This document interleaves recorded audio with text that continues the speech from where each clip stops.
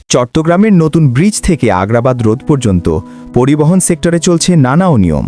গত শনিবার এক সংবাদ সম্মেলনে গাড়ি মালিকরা অভিযোগ তুলেছেন দীর্ঘ ১৭ বছর ধরে তারা চাঁদাবাজি ও হয়রানির শিকার।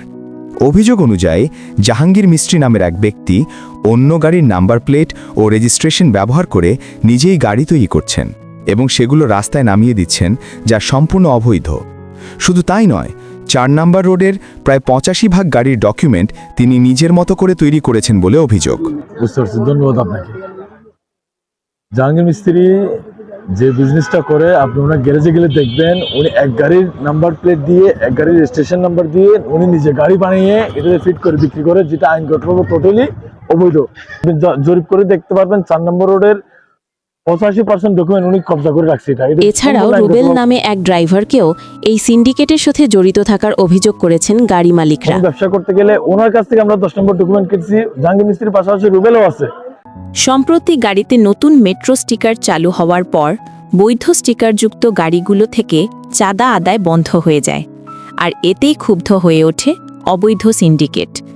গাড়ি মালিকদের দাবি, এখন তারা নানা কৌশলে হয়রানি শুরু করেছে।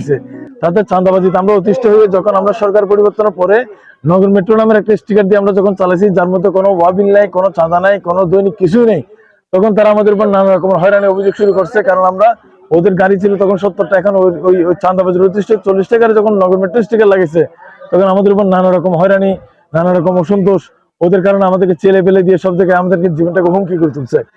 গাড়ি মালিকরা দাবি করেন এই বহিরাগত লোকজন চাঁদাবাজি চালিয়েই যাচ্ছে, এমনকি উল্টো তাদের বিরুদ্ধেই চাঁদাবাজির মিথ্যা অভিযোগ তোলা হচ্ছে। এই সব অভিযোগ তুলেছেন অভিযুক্ত জাহাঙ্গীর আলমের আপন ২ ভাই এবং ৪ নম্বর রোডের একাধিক বাস মালিক। আমাদের এটা সুস্থ বিচার হোক, আমাদেরকে চাঁদাবাজি বলে আমাদেরকে দূর করে স্টেশন থেকে দূরে দেওয়া হয়েছে।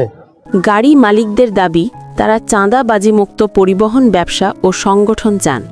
খুব শিগগিরই চট্টগ্রাম সিটি কর্পোরেশনের মাননীয় মেয়রের কাছে এসব অনিয়মের বিরুদ্ধে আনুষ্ঠানিক অভিযোগ জানাবেন। আজকে আমরা প্রস্তুতি নিচ্ছি, মাননীয় মেয়রের কাছে আমরা এই বিষয় নিয়ে অভিযোগ জানাবো। কিন্তু তিনি আমার ভাই লাগে, কিন্তু ভাই মা বোন ওর কাছে কেউ কেয়া হয় না। সবার কাছে ও মনে করেন দুর্যবস্থা সবার কাছে চালায়। আমাদের গাড়িগুলা মনে করেন নিজে স্টিকার, ওর স্টিকারটা চেঞ্জ করার ক্ষেত্রে আমাদের গাড়িগুলা এখন বহদ্দারহাট যাইয়া, ব্রিজ যাইয়া, ৭ জনের মতো প্রশাসনের মতো গাড়ি দিয়ে যায়, ধরাই দিয়ে ড্রাইভারকে বলে যে এখন কি তুই কি ভালো আছোস, গাড়িটা ধরা দেওয়ার। নতুন ব্রিজ এলাকায় চাঁদাবাজির দৌরাত্ম্য বন্ধ হবে কবে, এ প্রশ্ন এখন গাড়ি মালিক ও যাত্রীদের।